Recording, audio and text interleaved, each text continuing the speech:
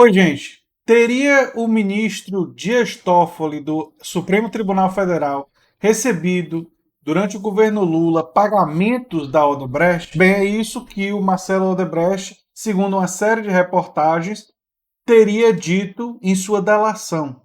E, aparentemente, existem alguns dados de HD que podem ou não comprovar essa delação, esse aspecto da delação. Mas o interessante também é a briga de narrativas, porque o timing dessa delação parece, claro que a gente aqui não pode afirmar, um revide com relação à decisão do Dias Toffoli de compartilhar os dados da Lava Jato com a Procuradoria-Geral da República, e nós fizemos um vídeo analisando isso recentemente. Então, os lavajatistas, para revidar, teriam vazado isso. E existem algumas evidências trazidas sobre isso. Isso não muda o fato que a acusação que paira sobre o Dias Toffoli é muito grave e, se verdadeira, ele tem que ser punido no máximo da extensão da lei. Quer dizer, é um absurdo um juiz que chegou até o Supremo Tribunal Federal ter recebido propina, se é que isso aconteceu. Mas olha só que coisa interessante. O site, isso vem da DCM, né?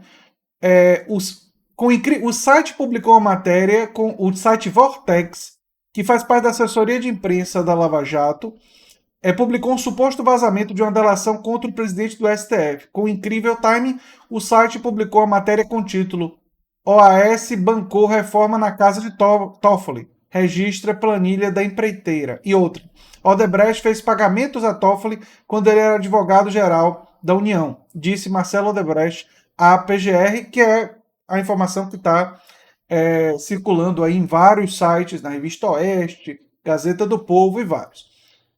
E em outra matéria, o site cita suposta captura política da Procuradoria-Geral da República. As matérias foram publicadas poucas horas depois do vazamento da abertura de inquérito contra a irmã do presidente do STF. O site é comandado pelo Diego Escostegui, lavajatista que antecipou a condução coercitiva de Lula. O site caiu, ele atribui a queda ao tráfego.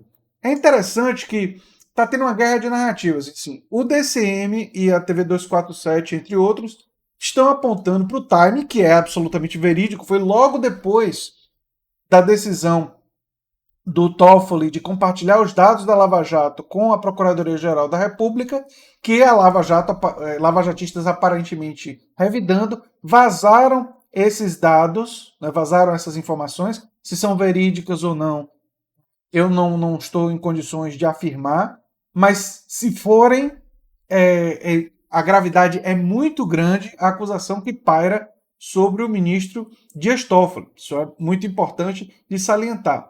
Não muda o fato que parece ser uma manobra da Lava Jato para dar uma pancada no Dias Toffoli, que recentemente teve uma decisão hostil à Lava Jato. Inclusive, o título do meu vídeo aqui no canal foi A Lava Jato sofre derrota, o que é absolutamente verdadeiro. Eu tenho visto algumas pessoas, né, ainda até hoje, defendendo a Lava Jato como se Deltan e Moro não tivessem cometido crimes. O fato deles não terem sido punidos não muda o fato de que, e eles não foram punidos porque a Vaza Jato veio de um hackeamento, e aí essa prova não é muito difícil utilizar ela. Eu, inclusive, conversei com o Dade Consenso sobre isso. Na live que eu fiz com o Dade Consenso, eu perguntei a ele exatamente sobre isso, e ele explicou que é muito difícil você utilizar provas conseguidas dessa forma para condenação. É mais fácil utilizar para inocentar alguém, mas não para condenar. O fato da condenação jurídica, né, de pena, de prisão e tudo mais, não ter acontecido contra Moro e contra Deltan, não muda o fato de que o que nós ficamos sabendo através da Vaza Jato, que foi confirmado por diversas... O próprio Moro confirmou quando foi pedir desculpa lá para o MBL, quer dizer, isso foi vastamente confirmado, a autenticidade daquelas mensagens. Elas provaram que Moro agiu politicamente e que Deltan cometeu crimes, né? Que ambos cometeram uma série de delitos, porque eles interferiram, no caso do Moro, interferiu na investigação, tomou decisões, atitudes condenadas por juristas em todo o planeta. Inclusive, um dos juristas que o Deltan mais admira assinou uma carta dizendo que o que aconteceu na Lava Jato foi um absurdo. Essa ironia é extremamente doce, porque o Deltan tinha feito um discurso que essa jurista era das maiores autoridades do mundo em combate à corrupção. E ela condenou o Deltan. Se você não lembra desse episódio, basta fazer uma busca no Google que vocês vão achar que o Deltan foi condenado pela jurista que ele mais admirava no combate à corrupção. Sobre esse episódio envolvendo Dias Toffoli, Marcelo Odebrecht e a guerra de narrativas.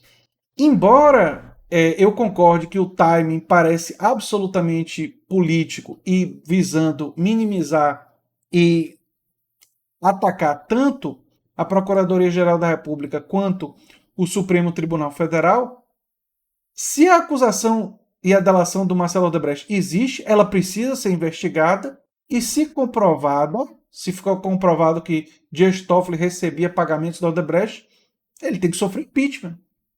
Não pode ser ministro do Supremo Tribunal Federal alguém que recebia pagamentos de uma empresa para coordenar decisões. Inclusive, em qualquer capacidade que ele estivesse antes, né, porque ele não estava na época no Supremo Tribunal Federal, mas independentemente disso, não se pode imaginar que alguém vai estar no Supremo Tribunal Federal que tenha isso em sua biografia, caso isso seja verdadeiro. Uma outra parte dessa história, além da guerra de narrativas, é que a revista Cruzoé e outras revistas que tinham anteriormente publicado no ano passado parte da delação que envolvia o Dias Toffoli, uma coisa do amigo que poderia envolver o Lula também, essas revistas foram censuradas. Eu já disse aqui várias vezes que não gosto de abuso de poder. Inclusive teve aquele episódio do avião, e um dos ministros do Supremo, nem me lembro qual foi, vocês vão lembrar quem foi, que ameaçou e tudo mais, e que foi super grosseiro no avião, um certo exagero, e usando do poder que tem como ministro do Supremo Tribunal Federal. E eu sou extremamente hostil a autoritarismos e a qualquer tipo de censura. Então, seja um veículo de esquerda, de direita, de centro, pouco me importa. Se está fazendo a reportagem, deve ser permitido que seja feita, e se for uma reportagem caluniosa, o veículo deve ser processado por calúnia ou por difamação e deve responder na justiça por isso. Não é? Eu tenho aqui minha liberdade de expressão de falar o que eu penso e tudo mais. Se eu acusar alguém de algo que eu não tenho como provar, a pessoa tem todo o direito de me processar por calúnia, por difamação, e eu vou ter que me defender. E assim deve ser todo mundo. Mas eu também tenho restrições a essa ideia de ministros do Supremo Tribunal Federal, porque são ministros, ou autoridade quaisquer, têm o poder de censurar órgãos da mídia. Né? Tem uma reportagem aqui, deixa eu abrir ela aqui, que fala justamente sobre isso. No G1, ó, STF censura a reportagem que Marcelo Odebrecht cita Dias Toffoli. Essa reportagem foi do dia 15 de abril de 2019, ano passado. O Supremo Tribunal Federal censurou sites que publicaram a reportagem sobre o documento em que Marcelo Odebrecht cita o presidente da corte, Dias Toffoli. No documento não há referências a pagamentos ilegais. A referência é atual, não naquela época, né? O ministro Alexandre de Moraes determinou a retirada da reportagem do ar sob pena de multa diária. A decisão diz: determina que o site O Antagonista e a revista Cruzoé retirem imediatamente dos respectivos ambientes virtuais a matéria intitulada O Amigo do Amigo de Meu Pai e todas as postagens subsequentes que tratem sobre o assunto sob pena de multa. Não gosto disso. Não gosto desse tipo de atitude. E penso o seguinte, que a pessoa atingida pode abrir um processo por calúnia, por difamação. Aquilo ali não é verdade? Processa. Mas o órgão da mídia deve ter o direito de publicar e depois pagar na justiça, caso tenha inventado uma notícia, caso tenha sido irresponsável. Vai ter que responder e vai ter que ser punido por isso. Mas não ser censurado. Então essa história toda é uma história muito estranha e muito preocupante imaginar que um ministro do Supremo Tribunal Federal poderia ter recebido propina da Odebrecht. Se isso aconteceu, minha posição é clara. Eu, diferentemente de alguns, não tenho nenhum bandido de estimação. O bandido do Moro e do Deltan, não tenho. Entendeu? Comprovou em relação ao povo do PT, tem que punir. Em qualquer outro partido, idem. O pessoal do Supremo Tribunal Federal tem tido boas decisões contra Bolsonaro, descobre que recebia propina, punição. Pouco me importa. Partido político, orientação ideológica, a questão ética é uma questão que se sobrepõe a essas questões.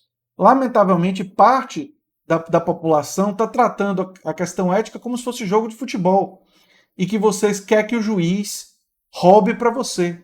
E é exatamente isso que aqueles que defendem hoje Moro, até hoje, estão fazendo. Porque Moro foi injusto, Moro manipulou, Moro fez seleção de evidências, Moro não teve o mínimo de imparcialidade que se espera de um juiz, ele foi parte e essas pessoas acham que ao defender ele estão defendendo qualquer coisa parecida com ética ou justiça. Para mim, uma pessoa que está defendendo isso está defendendo um bandido.